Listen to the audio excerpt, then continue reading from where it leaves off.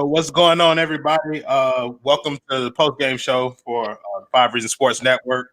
The Heat just got finished with their first preseason game. It was a loss, 114-92 against the Pelicans. Can't really take much from this game. It was just a warm-up game, getting everybody back into the flow of being competitive and whatnot. David is here with me. David, what did you see from the game tonight? You're right that we can't really take too much from this one. I mean, it was a preseason game. We've got guys out there who've never played in NBA games before. It was really sloppy. But there were some nice moments with some of these guys. We saw some flashes of potential. But all told, I mean, yeah, they lost by 20 something, 22 it looks like, maybe. I'm an English teacher, not a math teacher, so but yeah, I mean, it was nice to see them on the floor again, obviously, and then we saw some flashes of potential, but there's a lot that needs to be addressed, I think, moving forward. Yeah, so one of the interesting things that I was looking forward to seeing was some of the new guys get a chance to go out there and play. The young guys who were in the rotation last year, Kendrick Nunn and Tyler Hero, they played well. Kendrick Nunn played a little bit below the standards that I had for him. Tyler Hero played well for our first game, but Kendrick Nunn looked terrible for most of the night. So yeah. I mean, you worry about that a little bit, right? Because we saw he was so good up till the stoppage, right? He was so good through March, and then, it kind of fell off in the bubble, fell off considerably in the playoffs.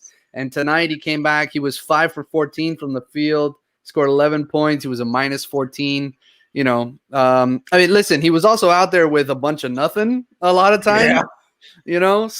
But you kind of hoped, and we talked about this pregame, you kind of hoped that Kendrick could find his rhythm, but we didn't really see that tonight.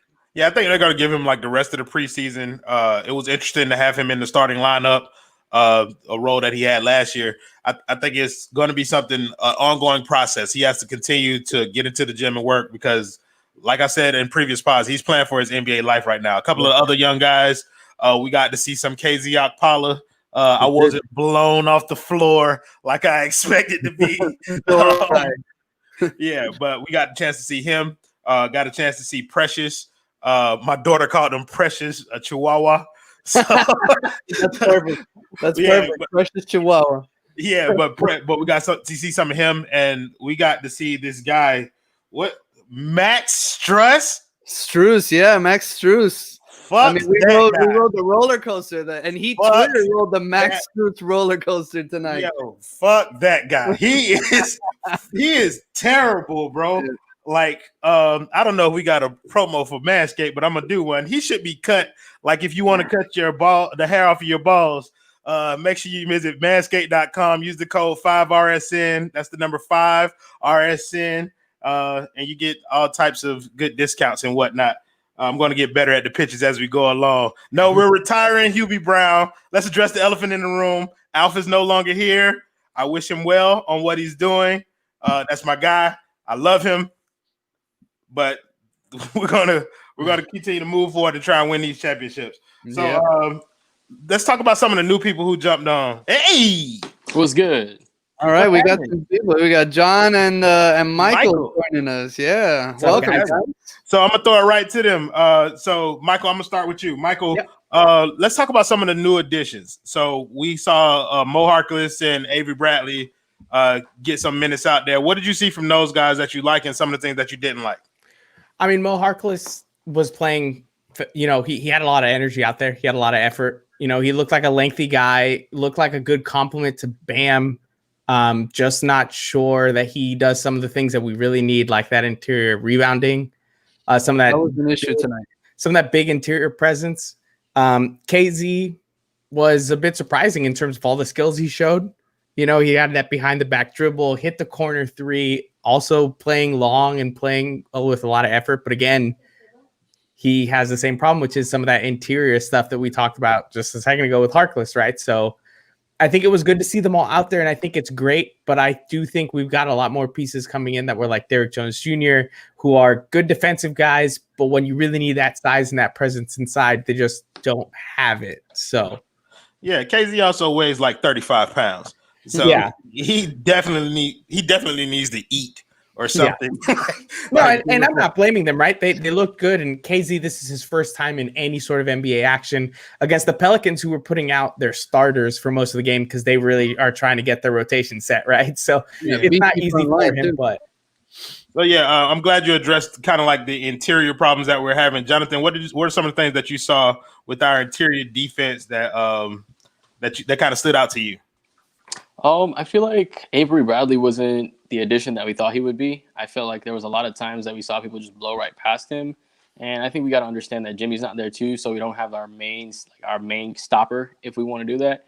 And then you look towards the end of the game, we didn't really have a lineup that we're really familiar with as far as a team defense, because we're really good at team defense where players cover for one another. But when we don't have players that have a lot of comfortability with each other, then that team defense, there's a little rift in there. And then there's miscommunications, all these things happening. So you saw that. Obviously, Bam didn't get a lot of time. Precious showed a good amount of offensive finishing around the rim. But as far as defensively, he looked like he was so quick to jump on every shot. There was about 4 or 5 times where people shot faked him. He was already in the air. So you definitely want to see a little bit of him staying a little more disciplined. I think it's something that we could work on going into the season. Mo Harkless, as far as you didn't really see too much defensively from him or any of the other fours. But the interior defense is definitely going to need to step up. And that starts with point of attack. We can't keep over-rotating and stuff like that. Avery Bradley's going to have to do his job and make sure he keeps everything else easy for everybody else. Yeah, Avery Bradley was one of the guys who I was primarily looking forward to because he addressed an area of need for the Heat. Yep. And I thought that he would be bigger in that area. But, again, we have to keep it in perspective. This is the first preseason game, action out there, and we have a long way to go. David, what are some of the things that you took away from the game that kind of you will hope to see improve moving forward? I mean, we've talked about it a little bit, right? Some of the interior defense stuff. But again, as you said, this is game 1 of the preseason, right? And this is, a truncated training camp and all that stuff. So, these guys are just getting into the rhythm of it with these new partners and things. But you look at the Bam, Mo Harkless front court, and you start to worry a little bit if Spoelstra decides to roll with that as the starting lineup. Is that going to be a problem, on the defensive glass, right? I mean, they were out rebounded by 1 million today, and Zion did whatever he wanted on the inside right now. So you wonder about that a little bit. Does he work Myers back into the starting lineup? What does Harkless's role eventually look like? I liked what I saw from Tyler Hero as a playmaker. He seemed to be taking that step forward that we saw in the playoffs. He seemed to continue that momentum. He was driving, he was attacking, he was handling the ball, running the pick and roll. That Hero Precious pick and roll we saw there in the third quarter, I think at one point looked pretty good. So you start to wonder, does Hero become the starter, right? Does that move Nunn to the bench? Does Hero need to be the starter? Does he need to be on the floor more? Because the offense tends to bog down when Jimmy and Bam aren't on the floor, and Hero was somebody who was initiating action today, getting things happening, stuff like that. As far as the young guys, it's for some of them, it was literally their first NBA action ever. So you have to excuse some of those mistakes, and you have to expect them to grow. I liked what I saw from Precious, like from an activity standpoint. He looked like he could finish a little bit. He moved really well. KZ, again, is still kind of a work in progress. Didn't look bad. Didn't look great either. You see the potential with these guys, which is, I think, what the preseason is for, And then none of the other guys really stood out in terms of, like, who's going to land that other two-way contract. There was the Heat Twitter revolution against Max Strus. But then he got hot 3 in a row. Yeah, then he got hot. I'm still not sold. I'm still not. And then he got cold right after he got hot. Get his ass out of here. That's right. Yeah. I watched Strus play, and I'm like, first of all, that form looks so bad, right? Like, oftentimes when you see a player with some weird 3-point shooting form, it's a player who can do a lot of other things, right? Like we had Sean Marion back in the day, and he was terrible at it. Shane Battier had a terrible form as well, but he played great defense. Now you got this guy who has an awful form. It just looks really off, and then he can't do anything else. So it's like, what are we doing here, man? I think the dude Caleb made a good point. He looked a lot smaller on the court than what his measurables say. Yeah, he's listed at 6'5". He did not look like he was 6'5". Yeah, nah, he looked like a small guard. Him and Kendrick Nunn looked the same size all night out there. Are you talking about Precious or are you talking about? I'm talking about Max Strus. Oh, okay, because I think who's Caleb talking about? I think that's who he was talking about too, but I don't know. But Precious to me looked about the size that I thought he would. Yeah, he's kind of like a Bam clone. Yeah. In terms of the way his body is structured. I know we've heard that ad nauseum, but he's kind of like that. And I wanted to kind of link something that David was talking about when he was talking about the energy that Precious played with. I mean, even though it was limited minutes, Michael, what did you see from the energy that Bam was playing with? Like, listen, that dive on the floor. Listen, I love him. I love Bam so much, and I love that energy. But dude, you gotta remember it's preseason, right? Like, I get it. We want to play hard, and I think the problem is Bam doesn't have any other gear, right? Bam's one gear is go, and that is it, right? Like he's like ball on the floor. I need it. I dive for this. I'm gonna do it. But it's like, dude, it's preseason. Let's not get hurt. But it's funny because I just saw a tweet from Brady. Spoelstra's press conference, they asked him about that exact play, like him diving on the floor, and Spoelstra's like, yeah, we've had him do that a few times in training camp already. It's just kind of something Bam does. So hey, I'm sure Udonis was on the bench happy to see it, and Jimmy was on the bench happy to see it, but as a fan, I'm like, dude, if you jam your finger or hurt your shoulder doing this, I'm gonna be so mad. Oh yeah, not long after he did it, he was on the bench with everybody else and stayed there for the rest of the damn game. Like we can't afford for Bam to go out there and get hurt. Like you of course you're the best player on the floor, and I think he showed some really good things out there. Yes, GW. Brandon Ingram is fucking unguardable. Like I think Ingram had a good day. I don't think Ingram's gonna play like that for too long. Are you serious? I don't think he's gonna have another season like he had last season. It'll be interesting to see if it makes a difference since he lost Drew Holiday. Yeah, I mean, he does have to shoulder a lot more of the scoring load. That's not my reaction. I stick with what I say. So, Jonathan, I wanted to go to you about what the defense that we were talking about a little bit earlier. It, like you said, like you were not as impressed with Avery Bradley as you would have liked to have been. But I thought people like Mo Harkless showed some good fight, even though he's very small.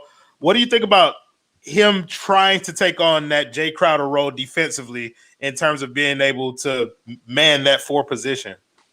I think that's something he's going to have to work to. It's not something that he's comfortable with doing right now. And you saw that because he picked up 6 fouls in like 15 minutes. So he's not used to guarding these bigger players. And he didn't make all of the shots. I mean, Jay Crowder obviously had an incredible shooting streak with us, so we don't want to make that the normal for him. But he didn't have the shot like we wished he would. Like he didn't make as much shots as you thought, especially the open ones. I think he could do it though. I think with his wingspan, he's still 27, 28 years old, so he's not super old, even though he's been in the league for a long time. I think he can grow into the role. Is it something I want to see going forward? Off of tonight, I'm not sure, but again, it's the first game of the season. You know, you can't judge too much off of the first game of the season. He can grow to it. If it doesn't work out, we just throw Myers and Bam in the front court, and we start the first half and we start the second half like that, just like how we did last year. Yeah. So I also wanted to touch on somebody else who I thought looked good, and that was Duncan Robinson. So David, what was your views on how Duncan played tonight? I mean, it was like he just finished the finals 2 days ago. You know, he just picked right back up where he left off. I mean, he was 4 of 8 from 3 today. You know, just the movement, the stress that he puts on opposing defenses, like his gravity, that's why when you talk about all of the deals that potentially are made for somebody like Harden, that's why you try to hold on to a guy like that, right? Because when you have somebody who requires constant attention on the offensive end, it makes things easier for everybody else. And so it was really nice to see him, get rolling and hitting those shots. And I mean, he got a breakaway dunk at 1.2. You don't see that very often, but it was good to see it. And it's glad to see that it's still there and that it's growing. I'm glad you brought up the Harden thing because I wasn't going to bring it up. Michael, go ahead. I was going to bring it up because this is my question, right? Is there anything that happened tonight that changed your mind or pushed you at all on the scale in terms of where you already stood on the Harden trade? No, I'm in the same already. I'm in the same spot I was before this game happened, right? Which is my opinion, and I won't share because I know everybody's on two different sides of this whole thing. But tonight's game did nothing to me in terms of we need to go get Harden or no, we don't need Harden. I'm still in the same spot. This was a preseason game where Spoelstra was obviously trying to see what he had, right? This isn't one of those moments where I'm like, oh, we need Harden now. We lost to the Pelicans. No. Yeah, well, I'll fucking share my opinion. I want Harden. I want Harden just as much as I did prior to the game because you saw when Bam and Tyler weren't in the game, there was nobody to create offense, bro. And that was, and of course, we were without Jimmy, but aside from Jimmy, Bam, and Tyler and Goran, how many people do we have on this team that can create offense sustainably for an entire game? You listed 1/3 of the roster, though. You mean you take 1/3 of the roster there? I did. I mean that's 5 PS4 people, almost 5 people. You know what I mean? Yeah, I guess that is, but still, I think that while they were able to generate some offense, it wasn't as fluent as usual. I thought Kendrick Nunn still struggled with creating offense for other people, and to put that much responsibility on Tyler Hero still, even at this stage in his career, I think it's a little bit too much. Because I've only got a short amount of time, and this will be the last thing before I go on the Harden stuff. Right, this is all I'll say. If Riley decides to make that move, I trust it. I'm all in on it. Right, whatever Riley says, I'm fine with. That dude has gotten my trust for the past 18 or so years, whatever it is. I love that guy. Personally, I don't think Harden fixes the problems that we have in terms of defense and rebounding and kind of playing inside. And then we lose some of that versatility that we have when you've got your shooters like Hero and Robinson both going away, right? When they weren't on the floor, I wasn't confident in anyone else shooting the ball from outside. Sure, I'd be confident in Harden shooting it. And Goran, if he's on the floor, we saw Goran kind of go through some spells. So to me, I don't think he's there to fix everything. But again, if we trade for him, I'm all in. I'll jersey, I'll hang it up. Riley says he's good. Let's go. I just don't think he solves the things that we didn't have against the Lakers, even if we were fully healthy. Right. So that's where I stand on that. I can respect that. Jonathan, where are you on the Harden situation? Peace out, guys. Good. Hey, take it easy, Michael. You have a good one, man. I definitely agree. We were talking a little bit earlier what our max amount of stuff we want to give up is. Duncan Robinson isn't Steph Curry or he's not one of these prolific stars, but he has the gravity of a star. So if you're going to trade Hero and Duncan for a star, you're getting somebody who pretty much has the same gravity as how much teams pay attention to Duncan Robinson. So for us to benefit in this trade, we got to make sure that we obviously don't give up everything. I do like the idea of getting Harden. Personally, I don't like Harden. You know what I mean? I'm not a big fan of him. I don't want him to ever get a ring or ever get more rings than Dwayne Wade. So all these Harden stands on YouTube and on Twitter that are saying Harden is better than Wade can never make that argument. That's my personal feelings on that. But that being said, when someone's putting the team first, you have Harden and you have Jimmy and you have Bam.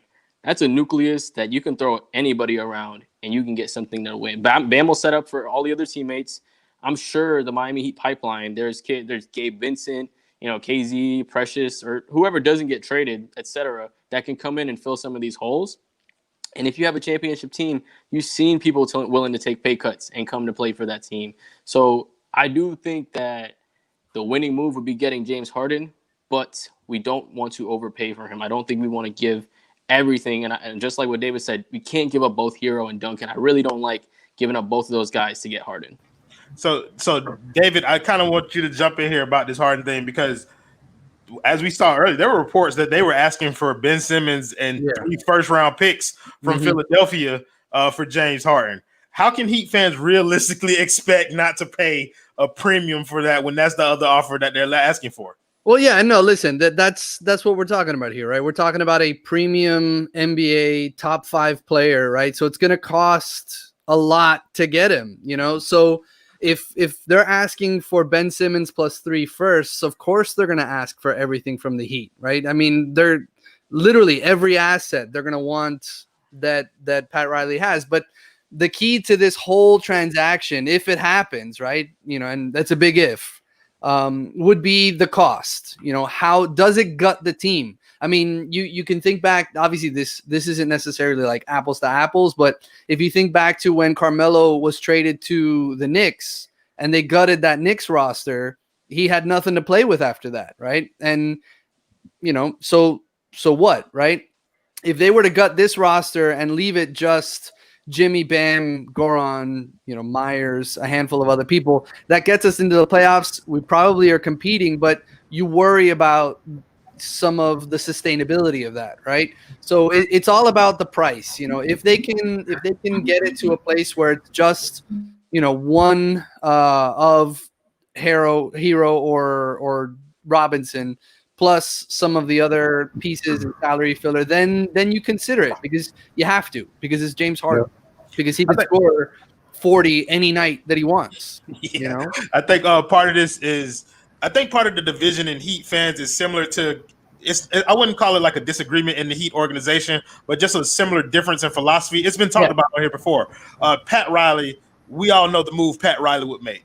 But when you think about Spo, who's taking a bigger role in the organization, Spo has been all about development, kind of creating the type of role players that you want. So you got the Rodney McGruders, the Willie Reeds, Tyler Johnsons, all of those guys who he helped create and turn into role players. So he's been all big on development. And that's kind of like the split that you would have in the organization in terms of making this decision. Manny, where are you on it, bro, to help us with this? Yeah. I mean, listen, when you talk about development, I mean, we haven't won a championship since 13, right? So you want to have a developed team. Well, I mean, we haven't won since. So, listen, the more I think about Harden, I think Clutch has kind of convinced me a little bit at this time, man. It's just the way that he makes his opinions just like it's there. And so matter-of-factly. Yeah, but you know what? Listen, if Philly wants to give all that up for Harden, I'm not going to get upset. But if Houston all of a sudden, if Philly tells Houston, oh, no, we want to do less, and if Houston comes to Miami, hey, what would you do? I'd probably do everything but give up Hero. Yeah, that'll be my thing. I think I'm with you guys in terms of, like, I admire the way Clutch is so, matter of fact with his. He sucks you in, man. Yeah, like his ability to do that, because I vacillated tonight back and forth between trading Hero like 60 times. Like, it was like at one point, it was like, yeah, I'm cool with trading him, and then he'd do something. It's like, nah, I kind of want to keep him now. Right. So that's where I'm at, but I think eventually I'll just take the better player. What are we going to do when eventually Jimmy Butler – so what do you guys expect the starting lineup to look like when Jimmy Butler gets back? We'll start with David this time. I mean, I think we talked about this a little bit in the pregame. Yeah. It might end up being matchup dependent. I mean, I know that Spoelstra falls into patterns, right? And he likes to give everybody a very specific role. Myers Leonard was a starter for so long, and he played in the first and he played in the third, and then you never saw him again, right? He was not part of the closing lineup. But Spoelstra has that thing where he has these roles for players, and he becomes dead set on them. And, eventually he changes with playoffs and things like that. I wonder if this is not the sort of year where maybe he moves away from that a little bit and he becomes a little bit more matchup based with his starting lineups. Because, listen, Harkless and Bam is not going to get it done on the back line of a defense against bigger teams. I mean, tonight they had Steven Adams and Zion Williamson to deal with, and out rebounded by like 15. Yeah, the paint was wide open all night long. So you wonder when Jimmy comes back in, do you want him to play bigger, or is Jimmy going to be handling the ball more? Is he going to be more of a backcourt guy?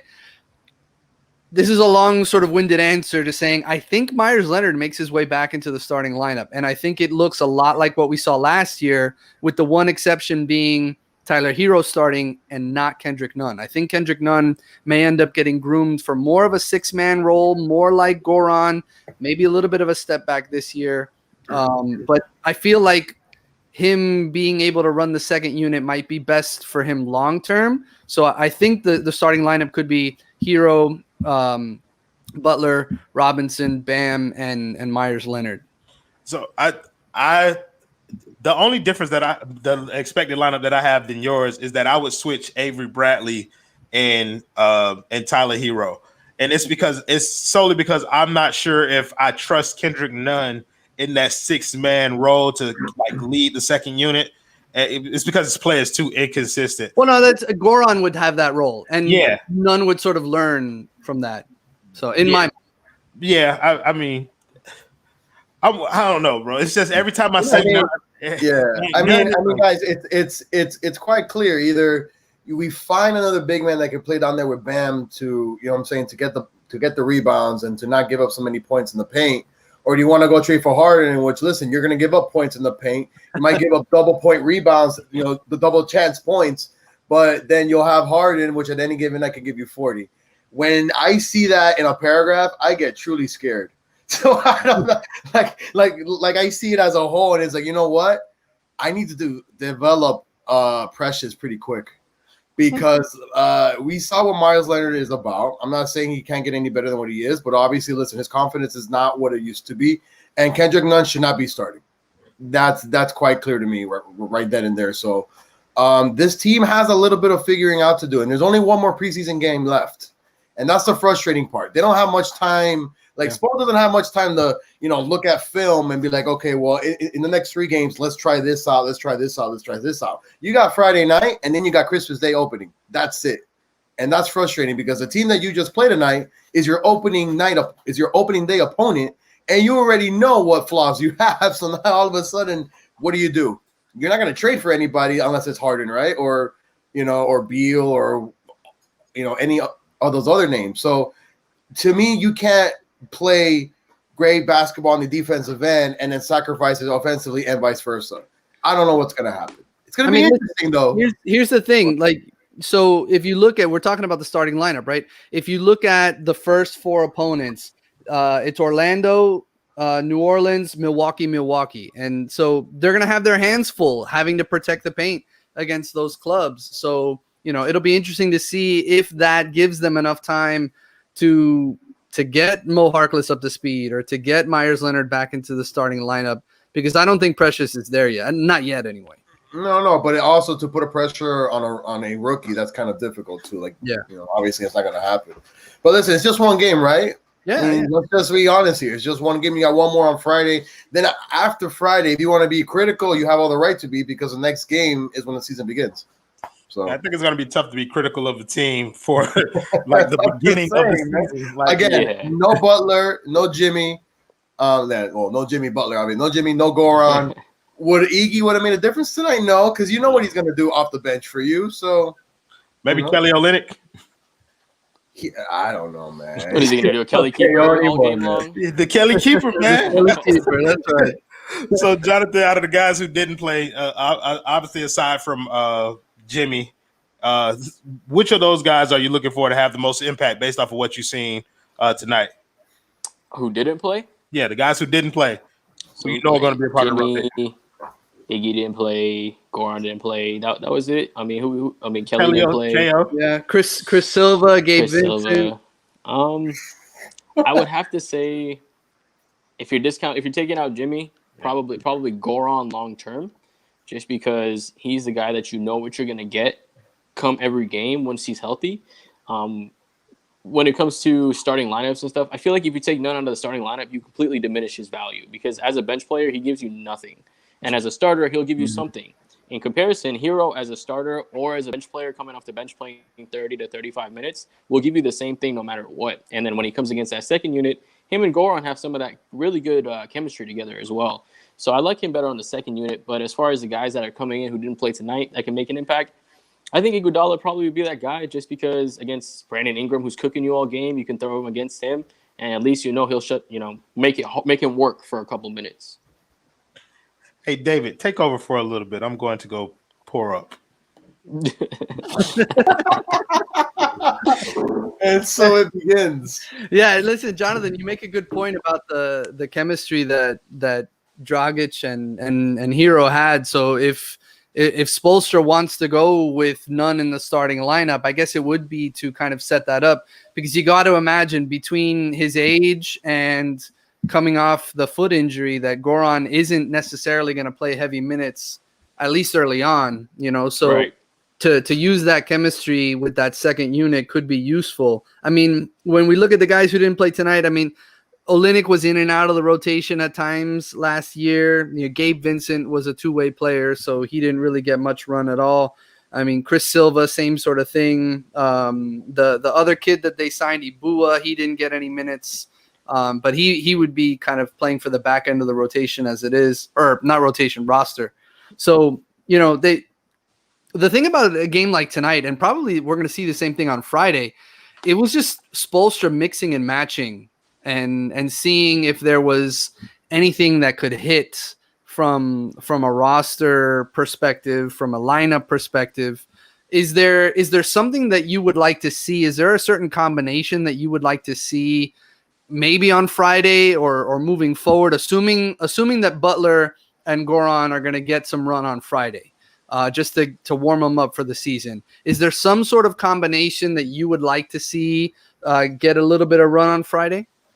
I want to see an all-defense lineup. I want to see a Avery Bradley, Jimmy Butler, KZ Okpala, Precious, and Bam lineup. Just if our opponent gets a little bit hot, just to try to see if we can lock somebody down with all of that length, all that tenacity, all the aggressiveness with all those guys. That would be something fun to see. As far as something more realistic, probably a Hero Avery backcourt, and then you have Jimmy, Bam, and maybe like Kelly, because Kelly's really creative and where he can create for a lot of people too. I don't know why, other than maybe the defensive rebound position of it, why we don't play Kelly a little bit more. Because if you saw in the finals when he got a lot of minutes, he plays really well, and he can hit the shot, and sure, he's streaky, and sometimes he gets frustrating when he doesn't set his feet before he shoots. But other than that, I feel like we can have a really good mix of shooting and defense in that lineup. But that all defense lineup, I really want to see something like that happen. Yeah, that all defensive lineup, I mean, that would be a nightmare for an opposing team, But you're right about Olynyk. I mean, it's weird that that he kind of falls in and out of the rotation at times, but rebounding, I guess, has always been an issue for him. He's kind of the quintessential stretch five, and he did show some rim protection in the playoffs last year, getting some blocks and things like that. But rebounding, I guess, was never the issue. But when you think about adding Jimmy Butler back into that lineup, that helps the rebounding, obviously. Royal, the question I had asked Jonathan was, for Friday, is there, assuming that Jimmy and Goran get some run on Friday, is there a combination that you would like to see get some minutes out there? Some lineup that you would like to see Spo give a shot on Friday?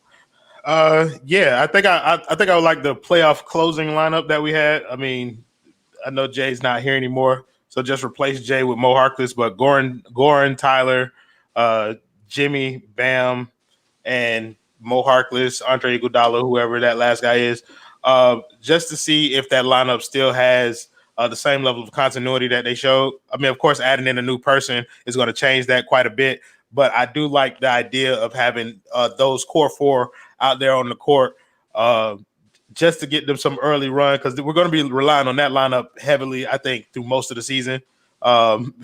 Just as we try and integrate new guys and try and gain some level of continuity. Yeah, the continuity, it's going to be, I think it's going to be a work in progress, right? Yeah. I mean, they only have the 2 preseason games, and then you're talking about a condensed schedule. I mean, they're only playing 72 games, I think, this year. Mm-hmm. But then even on top of that, they've got back-to-backs and, opponents, same opponent in back-to-back games in the same location. Like, I think the games against Milwaukee are both here in Miami, but they're back-to-back games. That's not typically something that we would have seen in the past. So it makes you wonder, especially early in the season, does Spoelstra try out some funky lineups? And he's going to have 15 guys available to him every single night, which I think is up from last year from 13. So it'll be interesting to see if they end up going in these different directions with these different lineups. I guess we're seeing the opening lineups. I think we've got a game before that Pelicans one, don't we? I think we're playing the Magic. Yeah, the regular season first couple of games. Yeah, I keep saying this in the comments, and I just kind of wanted to address it with you guys. How do you guys see us dealing with our rebounding issue? Because obviously we have one. Jonathan, we'll start with you. Like, what do you see us doing about that? I mean, we got to think about, we didn't have Bam or Jimmy play. I mean, Jimmy didn't play at all, and then Bam barely played up tonight. So I think those two guys are going to really take the bulk of that coming in. Hopefully, Precious can evolve into somebody who can just give you defensive rebounding. Because if he can give you a decent amount of rim protection and a decent amount of rebounding, you know you'll have that tool in your toolbox, at least coming in later in the game or whenever you just need it. But I think mainly right now it's going to have to be a group effort. You know, it's not going to be one guy getting 15 rebounds or something like that. It's going to be, you know, Jimmy getting 8, Bam getting 10, you know, Tyler getting 5 or 6 like he did tonight. You know, it's going to be a group effort where everybody's going to have to chase down the boards. Everybody's going to have to box out. Because we see a lot of times 1 or 2 guys box out, but then you'll see a guy slip in and get an easy tap-in rebound. Lonzo Ball should not be getting an offensive rebound and putting it right back in. You know what I mean? Like, we saw that tonight, and that shit pissed me off. Like, why did we see that? And so I think it's going to have to be a group effort and a focused effort from a team to make that work. Yeah. Somebody said we should just outshoot the rebounding issue. but yeah, David, asking Jimmy Butler to do more rebounding isn't out of the question. You know he'd do it, but having him down there bang with big men, is that ideal for us?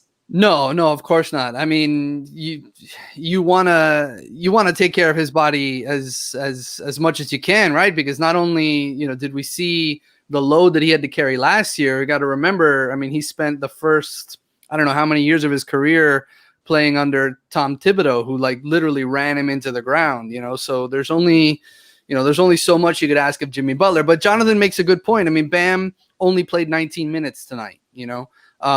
So it is going to have to be a team approach. And it really, with this group, it always has been a team approach, right? They have to put a body on a body, and then, you know, whoever's there gets the rebound, which is why you have a guy like Tyler Hero, who supposedly has like short arms, right?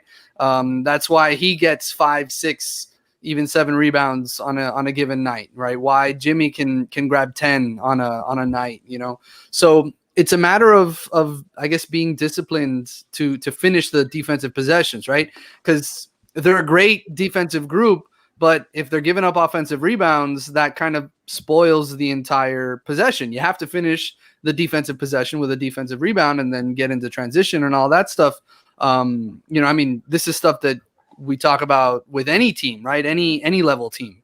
So, you know, for the Heat, it's going to be something like that. It's something as simple as putting a body on a body and securing the rebound, you know, and it's going to be a group effort. And it'll, you know, when you look at how the rotation will play out, somebody's going to have to step up. You know, is it Myers Leonard? Is it Mo Harkless? You know, is it one of these other younger guys, you know, Precious or KZ? It's about securing that and having somebody step up and do the job that needs to be done. I think we also have to have a level of perspective in terms of who our opponent was. They had Steven Adams and Zion Williamson. Yeah. That's a big ass front court. Yeah. like how many times are we going to face something that formidable? So it may not be as big of problems when we're playing other teams. But I guess the reason that it's highlighted is because that's one of the disadvantages that we had in the finals, is that we're playing a big ass front court and we were getting killed on the boards. Yeah, and I mean, it's a clear weakness, right? It's the one thing that you can point to. And you look at this roster and you look at, you know, they essentially ran back the roster this year, you know, from last year. And you look at it and it's like, it's still the same sort of obvious weakness with this group, but it's a give and take, right? Because, you know, the athleticism, the shooting, the offensive versatility that we see, other teams can't deal with that sort of stuff, right? So, you know, it's a matter of, you know, what is it that they're willing to give up? I mean, if you remember the Big Three era, we never got offensive rebounds ever, but they didn't care about offensive rebounds, right? So, you know, it was, you know, it's that sort of thing. Like it's a give and take, and you know, But if we're giving up too many extra possessions, then obviously it becomes an issue. And the Pelicans took advantage of that tonight for sure. I mean, it's only a preseason game, but it's not something that you love to see. Yeah, so we've been going for about 40 minutes. It's first preseason game. I didn't think that we would be able to get 40 minutes out of it. But we juicing this thing. Yeah, exactly. So anything else that you guys want to throw in there, add any final questions that you want to ask before we wrap this up? Yeah, I just want to everybody needs to understand that this is a team coming off of a short layoff. It's a team that has a lot of young players, and this is a team that really wants to position themselves to make the finals. So we can't get frustrated in these little 1 games or 2 games. Throughout the first, I guarantee you, throughout the first half of the season, there's going to be a lot of holes that we see on this team because we're going to be using so many different lineups and because we're going to be probably load managing Jimmy a little bit and load managing the guys that we want in the playoffs to go deep in. So we're going to probably not have the highest seed in the conference, but that being said, we're obviously going to sharpen the tools going in, and we need to understand this is the team that's built for the playoffs. This isn't a team that we really care for the regular season. As shown last year, we gave up the 4 seed or the 5 seed for a pick. You know what I mean? And even though it was just a bubble, we still don't have any fans yet. We still don't know if the playoffs are going to have any fans yet. So we don't know how all that's going to come out. But we can't get too frustrated with this team because we have so many new pieces. Coach Bo is going to integrate all these pieces. We know we trust Bo and that everything is going to work out fine. So just don't take all this little small shit like Lonzo Ball getting an offensive rebound just to heart and all that, you know? Shit. David. Yeah, listen, he's exactly right. I mean, this is preseason game 1. It's going to be a weird season moving forward, and it's not something that we can worry about at this point. I really liked seeing the young guys out there. I liked the flashes that I saw from Precious. I liked some of what I saw from KZ, and I'm looking forward to seeing these guys on the floor with Jimmy and Goran, and I want to see how those rotations start to work out. I know it's gonna be a while before Spoelstra kind of falls into his patterns, but it's just exciting to see because this was a fun group to watch last year, and it looks like it's going to be a fun group to watch again. Yeah, I'll make mine pretty quick and simple. I didn't know who the fuck Max Strus was before this game, and I don't give a damn if I never see him play basketball again. Thank you all for joining us. Y'all have a great day. Oh, yeah. Make sure y'all check out the Clutch Corner. That show starts. It debuts tomorrow. He said he's going to have a really special guest on there. And so you guys make sure you check that out. Make sure you check out the pod that's going to be coming out. I think those guys are doing their professional smart guy thing over there. Also, and Go ahead. No. You go ahead. I'll just say 7:30 on Wednesday. If you guys watch UFC, if you guys watch boxing, me and Alpar Tiago, we cover all the fight weeks on 5. So this week's gonna be at 7:30. Most Wednesdays at 8. Absolutely, David. You doing anything with the Dolphins this week? I'm writing for the site. I'll have a Dolphins article up tomorrow, and then I'll have a Marlins show on later in the week with Alejandro and one of our guys, Christian. So I do a little bit of everything for 5 reasons. Yes, indeed. Thank you guys for watching and listening. And remember, it's preseason for us too. We're going to round in the form as well. Yeah, have a good night. Enjoy your night, guys.